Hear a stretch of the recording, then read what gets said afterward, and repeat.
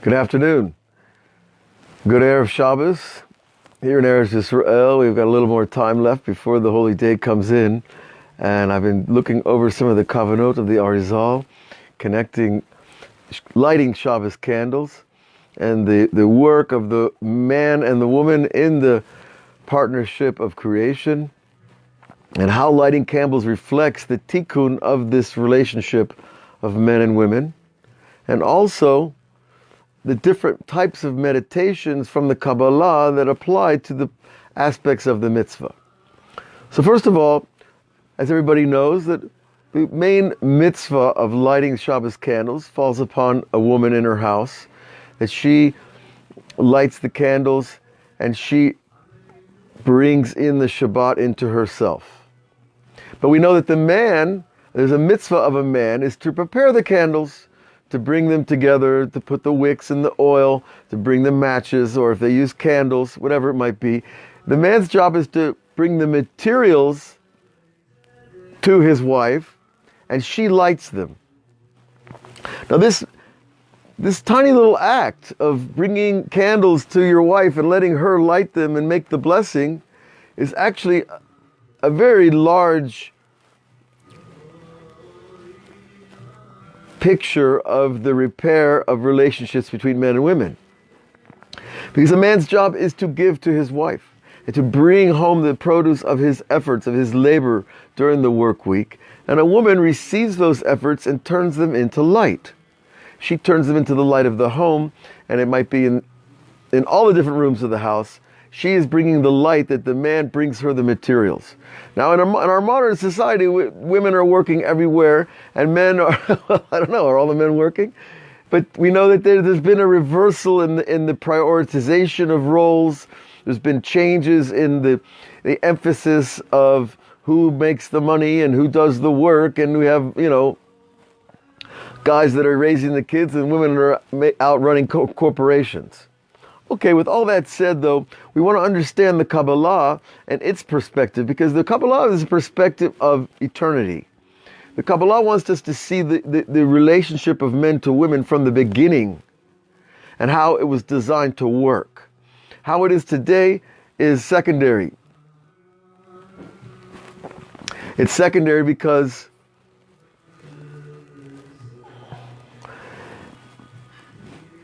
we work from the original model and then modify human behavior, if you will. Human activity is modified throughout history. But the mitzvot themselves are above time.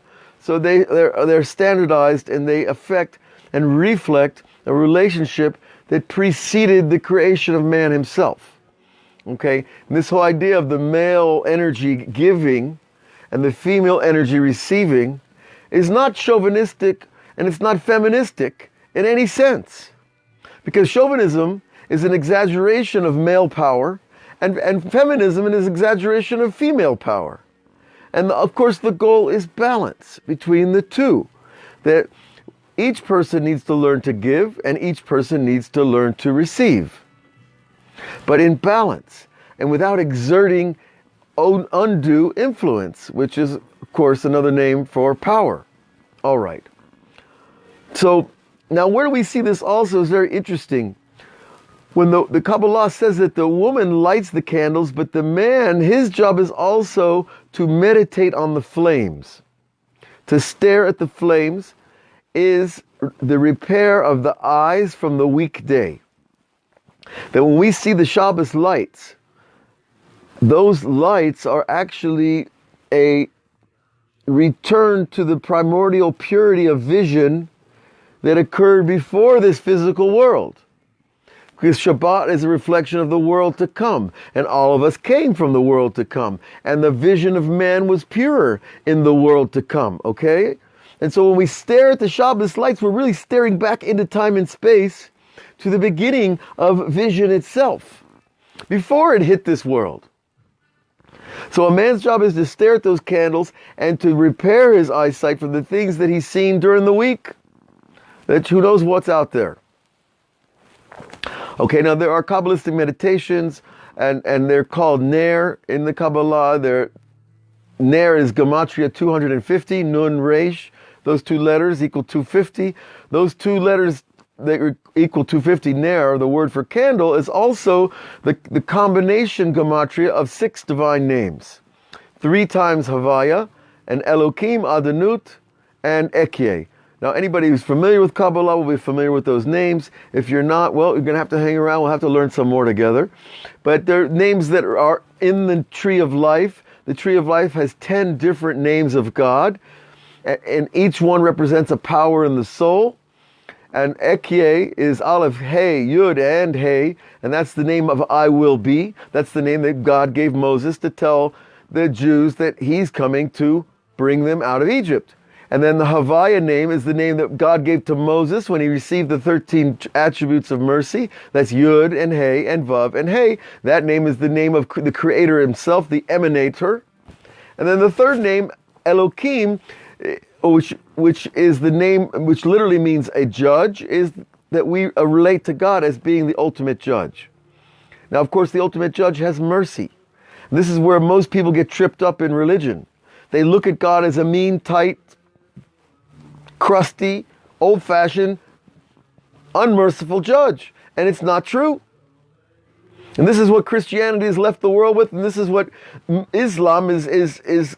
Well, look, I don't have to say too much about that. They take the quality of God as judge and make that the main thing, and that's not true. The main thing is that God is merciful, like a loving father. But if you exaggerate any of the traits, then you come up with a very skewed religion. Okay, but so these 6 names are combined together, and a person is at this level of meditation.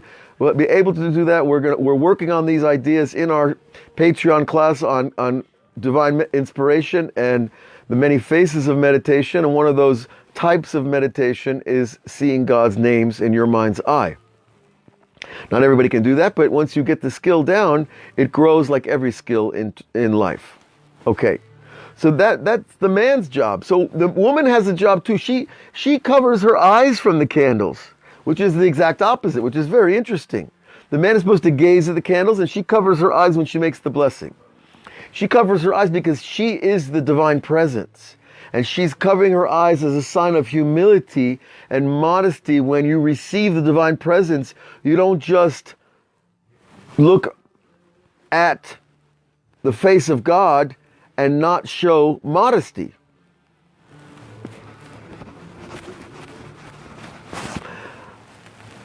So let's take one more moment and remember that when we go to shul and the Kohanim go bless the Jewish, the community, and they put out their hands like that, we're not supposed to look at their fingertips. Why? Because we say the divine presence rests on their fingertips at the moment of blessing. So this is the same idea as the woman covering her eyes from seeing the light of the candles while she's making the blessing. She's bringing the divine presence onto her. The man's job is to give her the tools to do that and to be part of that. Okay, now on an interesting other note, we can take God's ephemeral name, Havaya, we call it, Yud and Hey, and Vav and Hey, those 4 letters, which many non-Jews pronounce out loud at will, and they're mistaken when they do that, and it's a dangerous thing. Because when you say a divine name, you are actually activating, you're opening a valve into heaven.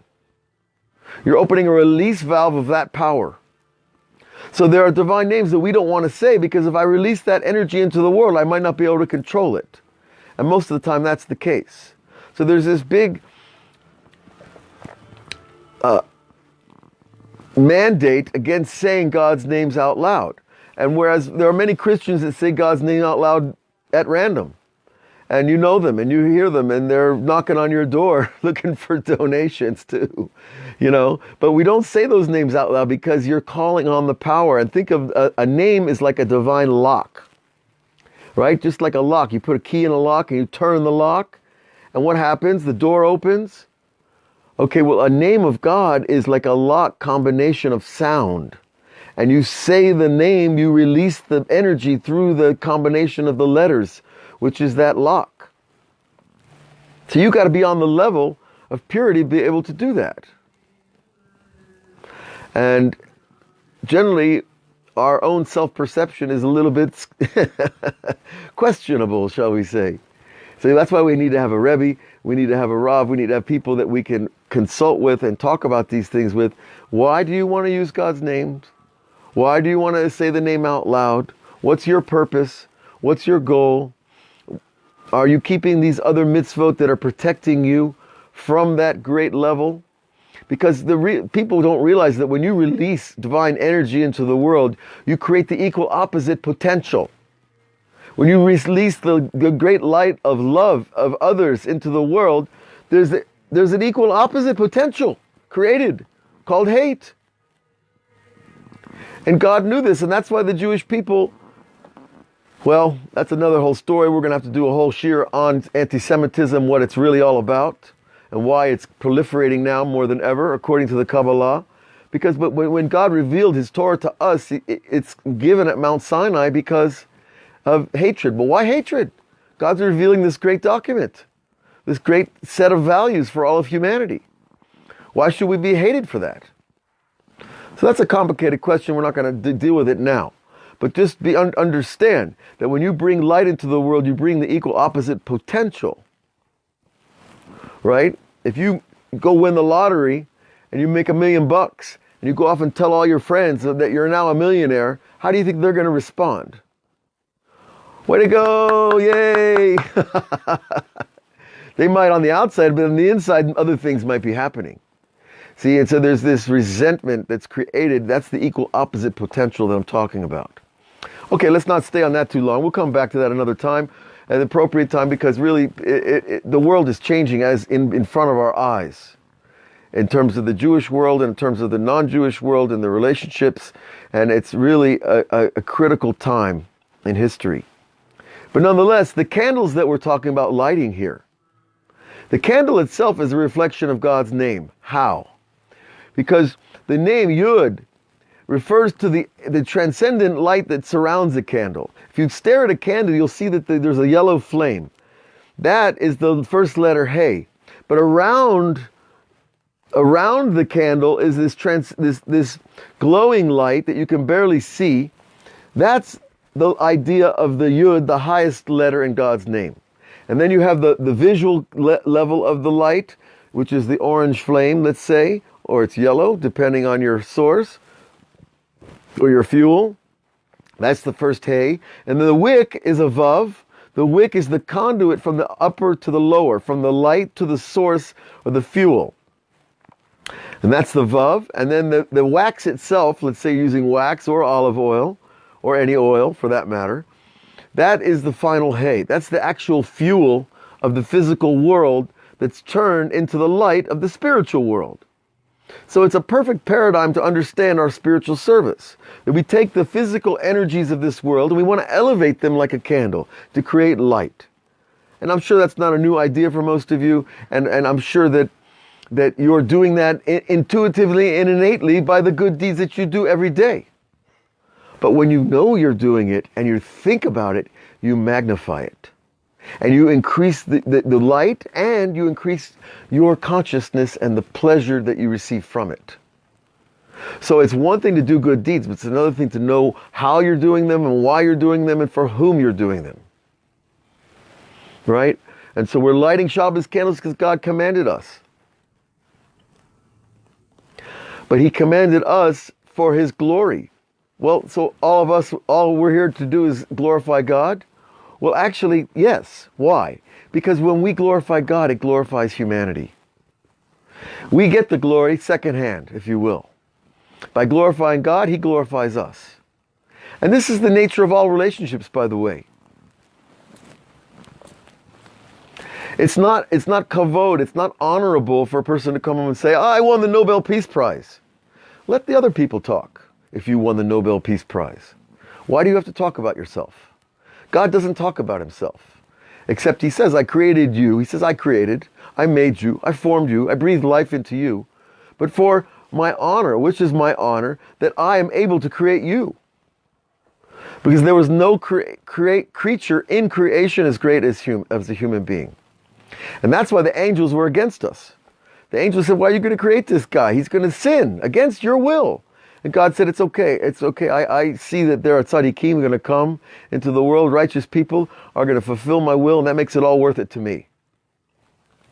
So, but this idea of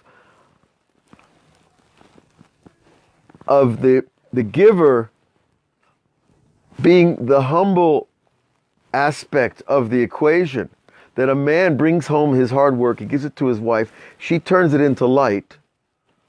The man doesn't come home and start bragging about what he does. He just gives her the materials, and it's all evident and very clear what he's done. He doesn't have to talk about it. The same thing with Hashem. That Hashem created this beautiful world. He doesn't have to reveal himself. He does so to guide us, when we're off the track a little bit. People think it's a great thing to have a miracle. You want to be in a situation where you don't need a miracle. Because we're surrounded in miracle. We are miracles. We live in miracles. And people are saying, come on, give me a break, all this miracle talk. Well, it's a paradigm shift to understand that miracles are really only designed for when we need them because we're in such trouble. I don't want to be in trouble in the first place. Right? A wise person sees what's going to come ahead. I don't want to get there where I need a miracle. Okay, beside the point, we understand here that the real repair of this simple mitzvah of the candles, that the man sets up the candles, he brings the materials, the woman lights them, is the repair of the sin of Adam and Eve in the garden. How? How is this simple act that we do every Friday evening connected to way back in time and space to the original couple of creation?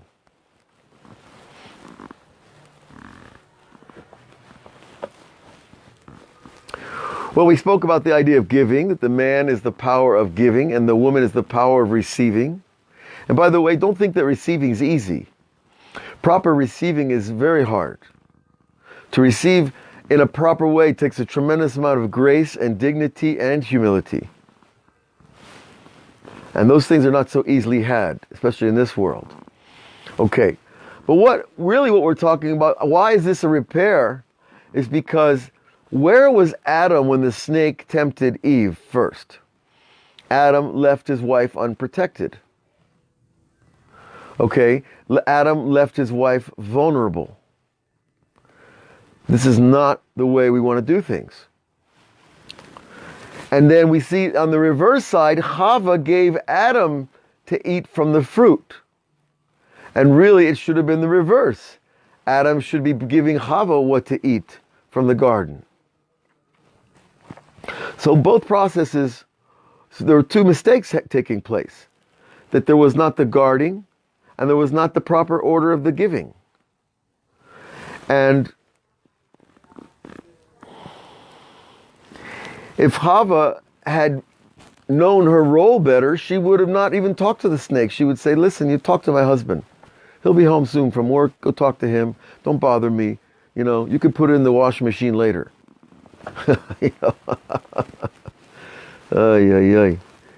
So, and if she had had that boundary, that healthy boundary, the snake would have never had access to her.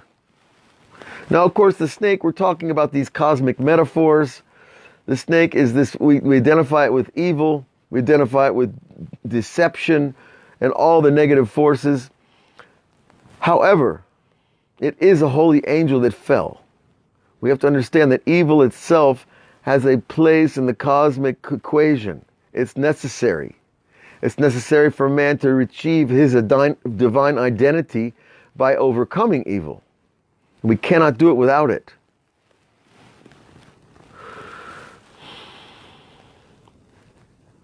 And the fruit, this whole idea of the fruit, of course, is not an apple, and it's not an orange, and it's not a kiwi.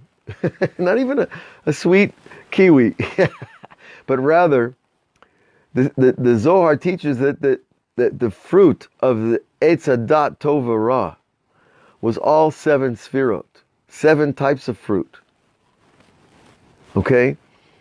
And so those, when it gives you that idea, it's telling you it's not physical fruit, my friends. We're not talking about a piece of fruit. We're talking about a piece of consciousness that was absorbed into the mind of Chava and into the mind of Adam. Right? And that light, that consciousness that they ate from, opened their eyes. Right? Their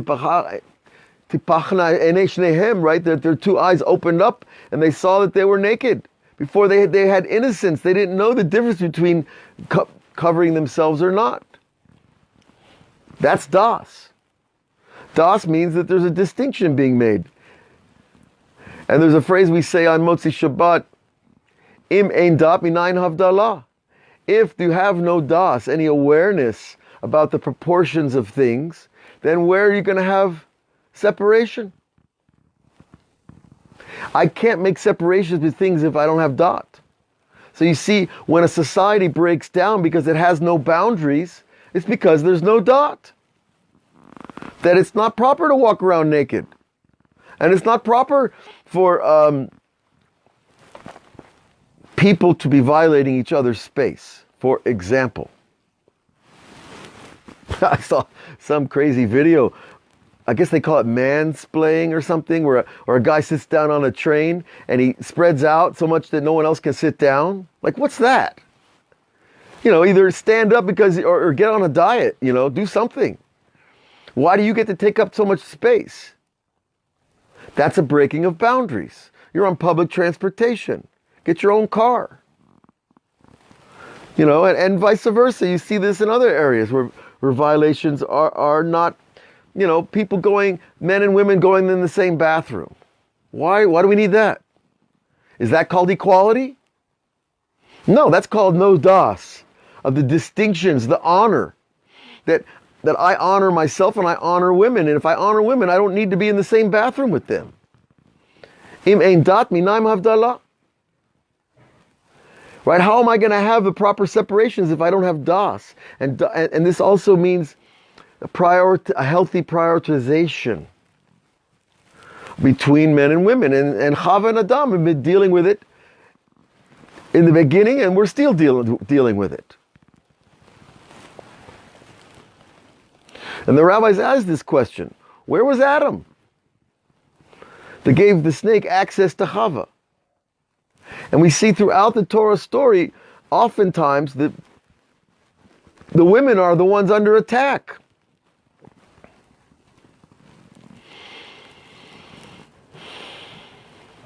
Over and over, you see it.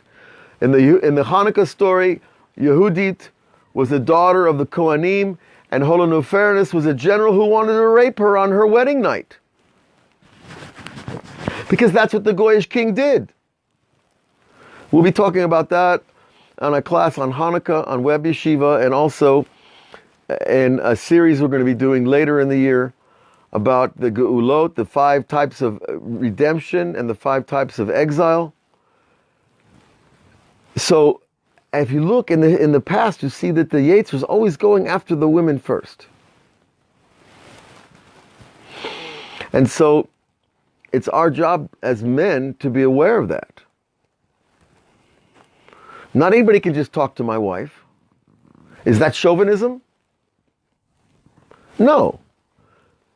That's called honor. That's called protectionism, if you will. Not in the international trade sense. God forbid. Okay.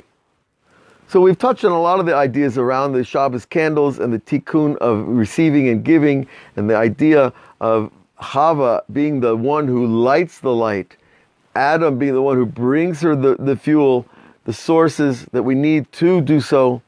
And this is the way it's supposed to work. Now, it doesn't mean all the women need to, that we're reversing history, that Orthodox Jews are old-fashioned. Not that they're old-fashioned, it's a cosmic fashion, right? It's understanding the structure of reality. And if a woman's a CEO, it doesn't mean she gives up her job, to go home and do the dishes and the laundry. It still means that a man has to give, and a woman has to know how to receive. And if we get that right, then all of a sudden things start to work better. And the Shabbos candles are an example of this. Each person has their own action in the mitzvah and their own meditation on the mitzvah. A man is to look at the candles and fix his eyes. A woman is to look at the candles and receive the divine presence.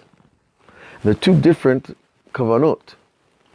And they're necessary for each one's role in the action and in this play that we're playing out for God to bring His presence into this physical world.